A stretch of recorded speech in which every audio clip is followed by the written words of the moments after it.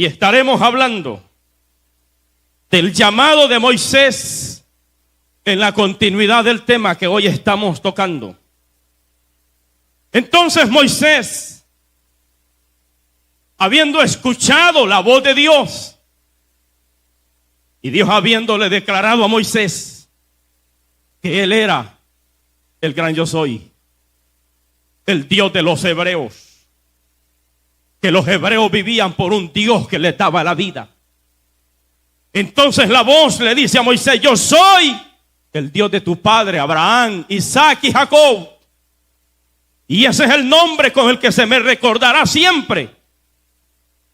Pero entonces Moisés, una vez entendido de que Dios se había declarado su identidad hacia él, pero entonces Moisés dijo: está bien, tú me envías a los hebreos, gente que por 40 años no miraban el rostro de Moisés.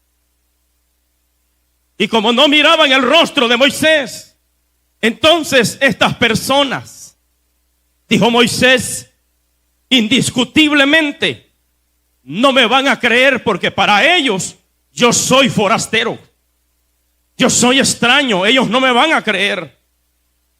¿Y cómo yo puedo comprobarles a ellos de que tú me hablaste y que tú te me apareciste a mí y me has enviado como un libertador para ellos? ¿Cómo ellos se darán cuenta que tú me enviaste? Entonces Dios, que una vez que llama a un hombre, Dios no lo deja, hermano, sin herramienta. No es como cualquier loco se para a predicar y dice: Dios me llamó, y trata de levantar una iglesia, pero sin la ayuda de Dios, sin las herramientas que Dios da. Es el peligro más grande de meterse al pastorado sin el respaldo de Dios. El hombre no se puede meter en esto solo porque habla bonito, porque estudió en un instituto bíblico, y en el instituto bíblico le metieron que era pastor a ese loco y le metieron un espíritu de error. Los institutos bíblicos no hacen pastores. No, los pastores se forman en las rodillas, se forman en el anonimato, se forman en las experiencias que tienen con Dios. Pastor, ¿y usted está en contra de estudiar? No, vale la pena estudiar, pero los institutos bíblicos no dan ministerios, ni los doctorados bíblicos. Entonces Moisés se encuentra en una de las partes evidenciales de su ministerio, porque él quería señales, evidencia de que Dios estaba con él, evidencias que marcaran y que demostraran con claridad que Dios lo había llamado. La primera señal, Jehová le dijo a Moisés: ¿qué tienes en tu mano? Y él tenía una vara pastoril, con la vara que dirigía las ovejas de su suegro Yetro. Eso es lo que él tenía. Entonces la voz sagrada le dice: tíralo. Y en ese momento Moisés tiró la vara, y aquella vara se convirtió en culebra. Y el escritor sagrado dice que Moisés huía delante de aquella serpiente que lo perseguía. ¿Qué significa esto, pastor? Lo que significa es, hermanos, que una cosa común y corriente, cuando la ponemos en las manos de Dios, se vuelve una herramienta poderosa. Una persona en las manos de Dios puede ser simple para cualquier persona, y hasta analfabeto lo pueden llamar, pero en las manos de Dios ese elemento no va a ser cualquier cosa. Lo que ponemos en las manos de Dios, mi amado que está aquí, alabe la gloria al Señor, en las manos de Dios se hace una herramienta de utilidad.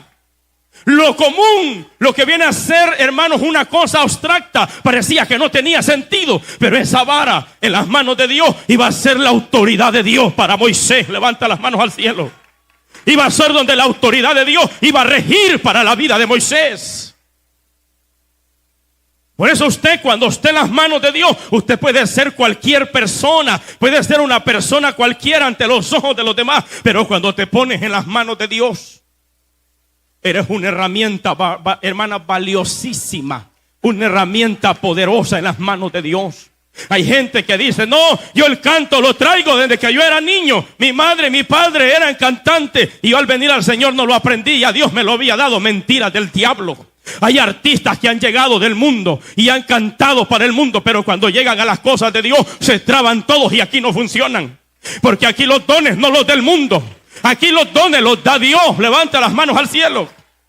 Porque Dios es que da las herramientas, Dios da el poder, Dios da la sabiduría y Dios da las herramientas para trabajar para Él. Hay gente que son súper estudiosos,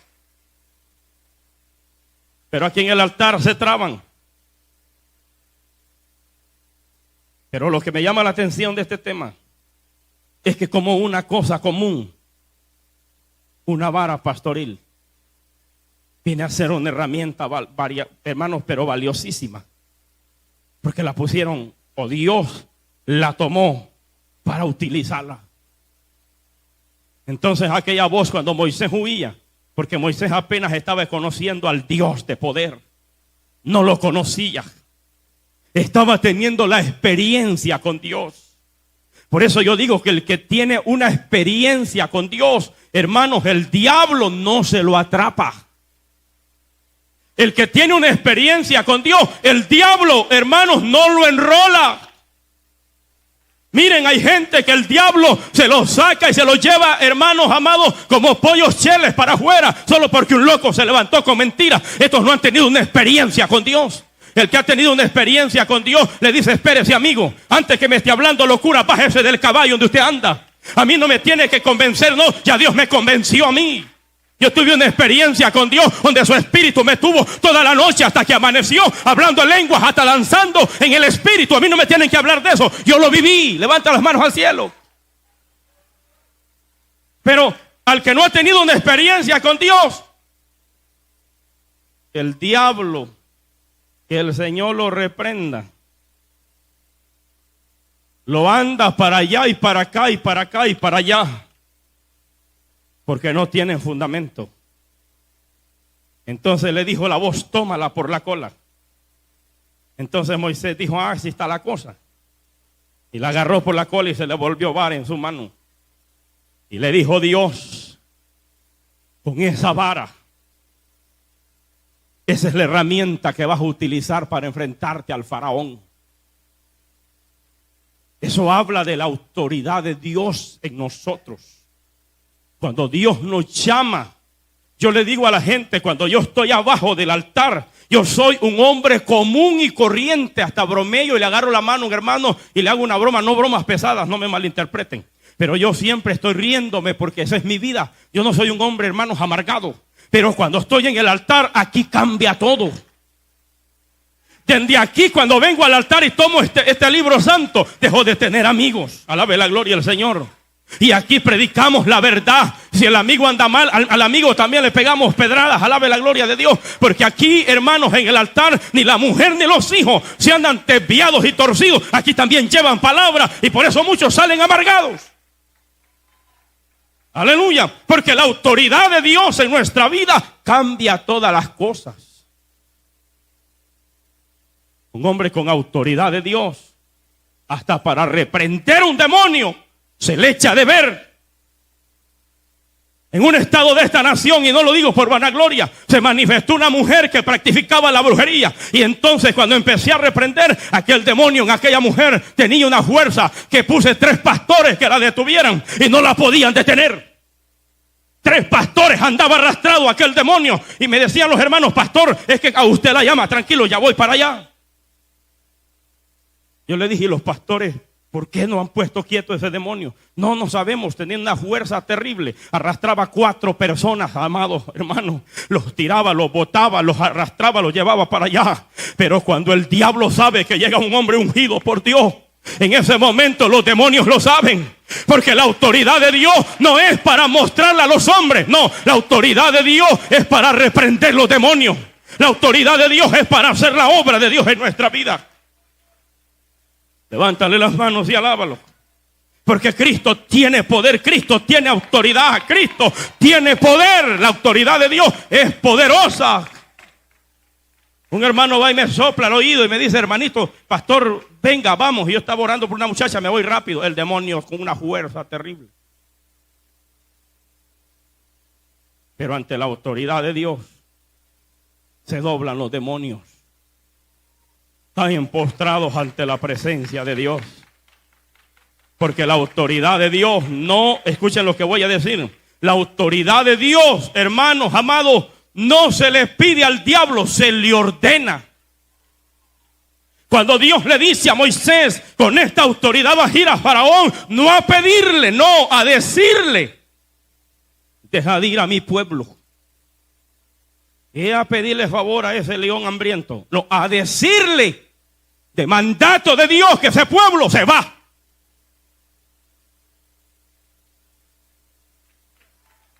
Hay gente que al diablo le dice, ¿te quieres ir, diablito? Vaya para allá, para allá, para allá, para allá. ¿Usted cree que así se va a ir el diablo? Al diablo no se le pide, al diablo se le ordena. En el nombre de Jesús. Y los demonios tienen que salir huyendo. Los demonios tienen que salir huyendo. Levántale las manos y alábalo. Cristo vive. Cristo vive. Había un día un pastor evangelista. Está reprendiendo los demonios. Y cae un joven endemoniado. Uno de los ayudantes le va a poner la mano y empieza a hablar lenguas. Y el demonio empieza a hablar las lenguas que hablaba el hermano. Mucho cuidado esos locos que andan hablando lenguas inventadas allí. Mucho cuidado, te vas a cachar una galleta del diablo. Porque los demonios dijeron, conocemos a Jesús y sabemos quién es Pablo. Pero ustedes quiénes son, no los conocemos. En la vida espiritual no sabemos quiénes son ustedes. Alabe la gloria de Dios, porque los demonios sí conocen a los que están de parte de Dios. Saben quién tiene el Espíritu Santo y saben quién está inventando locura. Entonces el evangelista, el pastor se baja y dice, un momento joven, quítate de ahí. Le dijo, demonio, para afuera. Y se fue. En el nombre de Jesús. Peligroso. O esos locos que andan dando profecías por ahí. Mucho cuidado. No andes haciendo lo que Dios no te ha mandado a hacer. No andes haciendo locura. Si Dios te dio la palabra, pues hable la palabra como Dios se la dio. Pero si no se la dio, quédese callado. Alaba lo que él vive. Pero entonces dijo Dios a Moisés. Está aquí los hermanos. La vara representa la autoridad de Dios. Capítulo 4, versículo 6 del libro de Éxodo. Y le dijo además Jehová, mete ahora la mano en tu seno. Y él metió la mano en su seno. Y cuando la sacó, he aquí que su mano estaba leprosa como la nieve. Eso era lo más temido en los tiempos bíblicos. Los antiguos le tenían miedo a la lepra.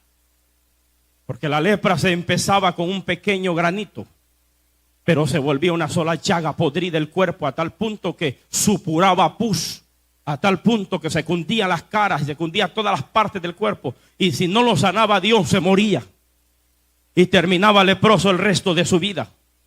Y Moisés, cuando miró a que eso no es para menos, lo primero que dijo es, ¡ay, Dios mío! Y la mano le dijo, tranquilo. Le dijo la voz, vuélvete a meter la mano otra vez para adentro. Y cuando se la metió, se le volvió otra vez como la carne de un niño. Eso representa que la lepra del pecado de Egipto se iba a quedar en Egipto. Y el pueblo iba a sacarlo ¿de dónde? De la miseria, del pecado, de la esclavitud de Egipto. El pueblo iba a salir limpio de Egipto. Alabe la gloria de Dios. Hay gente que está en la iglesia, pero todavía está en Egipto. Hay gente que está en la iglesia, pero todavía tragan pecados como camellos. Todavía están en Egipto. Y andan haciendo pecados a escondidas y están en Egipto. Pero la lepra del pecado se queda en Egipto. Porque, aleluya, porque la nueva vida que Dios nos da ahora como pueblo es una vida diferente. Dios le estaba mostrando a Moisés que el pueblo iba a salir limpio de Egipto. Levántale las manos al cielo. Alaba lo que Él vive. ¿Están los hermanos en esta noche, en este lugar, o no están aquí? Hay muchos que todavía andan la lepra de Egipto, del mundo. Leprosos. Por eso andan con miedo, ni miran ni a los ojos, porque tienen miedo los chabacanes. Tienen temor. Tienen miedo cuando el pastor los mira a la cara, a los ojos. Ligerito la bajan. Y lo primero que dice, uy, me va a descubrir el atajo de pícaro que soy. Porque el Espíritu Santo de Dios todavía habla. El Espíritu Santo de Dios todavía se comunica. El Espíritu Santo de Dios todavía tiene voz y habla. Levántale las manos al cielo. El Espíritu de Dios todavía se comunica. Y cuando hay pecado lo tiene que sacar el Espíritu Santo. Levántale las manos al cielo. Cristo vive, Cristo vive, Cristo vive. Cristo vive, Cristo vive. Que lo oiga el diablo, Cristo vive. Cristo vive, que lo oiga el diablo. El pecado y la lepra se queda en Egipto. Alaba lo que Él vive.